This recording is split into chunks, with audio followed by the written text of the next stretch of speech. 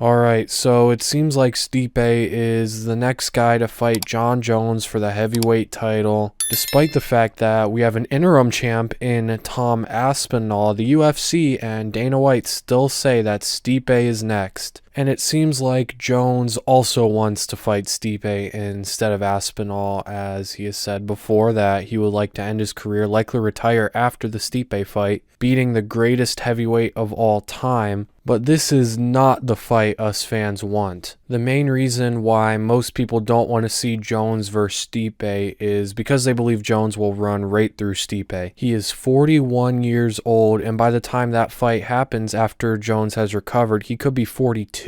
And he's been extremely inactive. He hasn't fought in over 2 years. By the time this fight comes around, it will be 3.5 years since his last fight. He is 2-2 in his last 4, and in his last fight, he got knocked out cold against Francis Ngannou, and we don't know how that affected him. Most guys, when they get knocked out like that, are never the same. Whereas Tom Aspinall, the guy I think most people want to see fight Jones next, has been extremely active. In the 3 years since Stipe's last fight, Tom Aspinall has fought 5 times. He beat Sergey Spivak, Alexander Volkov, Marcin Tybura, and Sergey Pavlovich. He finished all of them. He knocked out one of the scariest men on the planet in Sergey Pavlovich on short notice too, in just over a minute. And before the Aspinall fight, Sergey was running through everyone, knocking everyone out in the first round. He knocked out Curtis Blades, Tai Tuivasa, and Derek Lewis back to back, all in the first round. And Tom Aspinall came in on like 2 weeks notice and knocked out one of the greatest knockout artists in the UFC current day. Tom Aspinall is 6'5", 260 pounds. He has the shortest ever fight time in UFC history at 2 minutes and 10 seconds. He's only been to the second round once in his UFC career. All of his wins have come by finish, and he's only lost once in the UFC, and that was against Curtis Blades when he got hurt like 10 seconds into the fight, so it doesn't even really count. Tom Aspinall is 30 years old, not 41 like Stipe. Stipe is like 5 years removed from his prime. Aspinall is in his prime. Pretty much everyone believes that Jones is going to run right through Stipe. On the feet, Jones could have a little trouble with Stipe's boxing. Stipe has an 80-inch reach, which means Jones won't be able to use his reach as effectively. And we all know Jon Jones' biggest weakness is his boxing defense, and Stipe's biggest strength is his boxing. But Jones can pretty much negate Stipe's boxing by simply kicking at his leg. Those leg kicks are always open on Stipe. Using the front kicks to the knee, teep kicks to the body, constantly looking for leg kicks and head kicks, jabbing at Stipe, using his reach, keep him at bay, and then as Stipe tries to close the distance, he can use his reach and sort of awkward footwork and head movement to escape out. And then off his jab, he can set up takedowns. Stipe does have good takedown defense, assuming it hasn't gotten worse, which is speculating, which is another problem with this fight. We have to speculate as fans how Stipe will show up, and most likely he will have gotten a lot worse over the 3-4 years he's been out. And then if this fight touches the ground once, Stipe probably gets submitted. Stipe has 0 grappling. Jones is one of the best heavyweight grapplers there is right now. And although Stipe might be able to keep the fight standing for a bit, I don't see him defending takedowns for 5 rounds. And even if he is able to defend the initial takedown, which he probably will be able to, it will end up in the clinch, and Jones is so much better than Stipe in the clinch. Stipe is not very good there, and Jones does his best work in the clinch. He can look for elbows and knees in the clinch, sort of approach it like a Muay Thai fighter. And Jones actually gets the majority of his takedowns from the clinch. He can trip or throw Stipe, and I don't see Stipe defending trips in the clinch. The second this fight touches the ground, Stipe is done. Stipe is not dangerous on the ground at all. He's got good wrestling, but no grappling. On the feet, it could be dangerous at first. Stipe does have one-punch knockout power, and power is the last thing to go in fighters, and I would assume he still has that power. But Jones does have an amazing chin, one of the best chins in UFC history. I think that first minute of the fight could be dangerous for Jones as Stipe tries to close the distance, but Stipe Stipe will probably be much slower, so it'll be easier to see, avoid, and defend his shots, and then Jones can get in the clinch, find his way to a takedown, and get a submission. Whereas Tom Aspinall is dangerous no matter where this fight is. On the feet, he has a clear power advantage, might even have more power than Stipe, and definitely has more power than Jones, and he's also much faster than Jones. Against Ciryl Gane, now granted it was not a very big sample size, Jones looked fairly slow, so I wouldn't be surprised at all if Tom is the much faster fighter. And then on the ground, Tom is dangerous there too. He can submit you from any position. His grappling for a heavyweight is top notch, very comparable to Jones, if not better than Jones's grappling. He submitted Alexander Volkov with a straight armbar and submitted Andrei Arlovsky, who's a very hard guy to submit.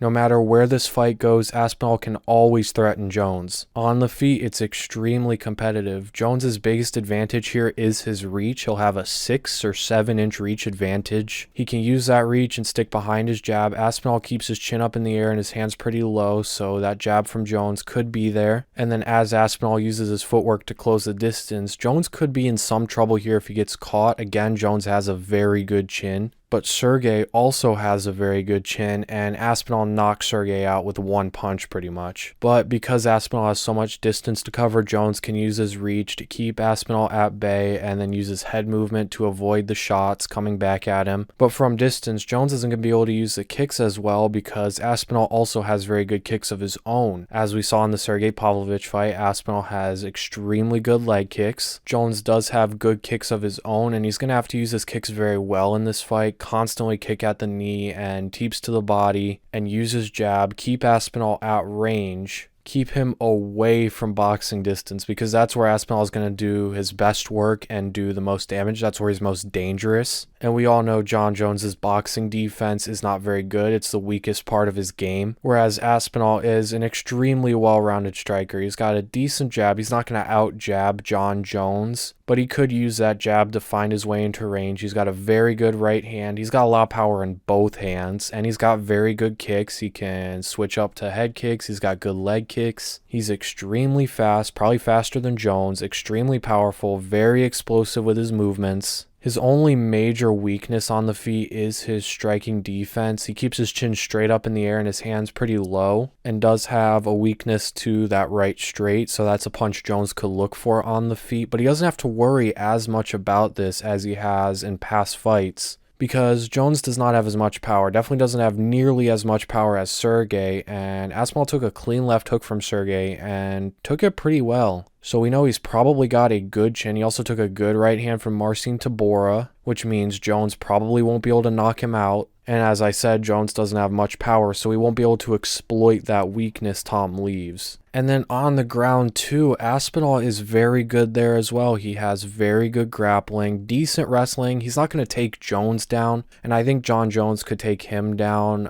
We haven't seen Aspinall get shot on yet, I don't think. The only real wrestler he fought was Curtis Blades, and that fight lasted like 10 seconds. So I would assume Jones could take him down, but he's not going to find some easy submission like he found against Ciryl Gane. Aspinall's grappling is very good. He can find positions very well. He can find submissions very well. He's one of the few guys in the heavyweight division with good submissions. Now, his submission defense isn't great from past fights pre-UFC, but I would assume that has gotten a lot better over the years. I would say on the ground, Jones has the advantage, has a clear wrestling advantage for sure. He definitely has the advantage in the clinch. If he gets in the clinch, he can look for knees and elbows. But on the ground, Tom could hold his own, and I see Jones having a hard time submitting him. On the flip side, Tom would also have a hard time submitting Jones, although one thing, he does have good heel hooks. He submitted someone with a heel hook before he was in the UFC, and we all know wrestlers' biggest weakness, especially Greco-Roman wrestlers like Jon Jones is, their biggest weakness are the leg locks, and Jones has those long, skinny legs. So I wouldn't be surprised if Aspinall catches onto a heel hook and finishes Jones. In my opinion, Jones's best chance at winning this fight is taking it into the later rounds, testing Aspinall's cardio, because Aspinall has never even made it past the second round in the UFC. So we don't know where his cardio is, whereas Jon Jones, at least from prior fights, has amazing cardio, can go 5 rounds easily. Now, maybe with the added weight and the new weight class, his cardio isn't as good, but I would still say avoiding Aspinall in the early rounds where he's still explosive, has a lot of energy, has power still, and going into the 3rd, 4th, and 5th rounds, I think is Jones's best chance. Overall, I would favor Jones. It is scary because of Aspinall's power and speed on the feet, but I think Jones has a good enough chin to take it. I think he'll be able to kick at Aspinall's leg from range, constantly put the jab on him, and then on the ground they might be equal at first, but I think Jones will eventually take over, maybe control him in the clinch for a large majority of this fight. I think both Jones and Aspinall will have a hard time finishing the other, and I just trust Jones's cardio more. I think Aspinall will probably win the first round or two, and then Jones will take over after that. So I think if this fight does happen, Jones will win a decision, and I really hope this fight does happen after Jones comes back from injury, as besides Francis, this is Jones's toughest fight for sure, and it's a much better fight than Jones versus Stipe. But anyways, that is the end of the video. If you are new here and you did enjoy, subscribe if you want to, turn on post notifications, like the video if you did enjoy, comment your opinions on Jones versus Aspinall, Jones versus Stipe, this whole situation. I'm going to take a little break for Thanksgiving, and I'll be back with a lot of videos in a week, so I'll see you guys then. Thank you guys for the support. I did not expect to be pulling the views or have this many subscribers. I just do this shit for fun, so thank you guys, and I'll see you all in the next video.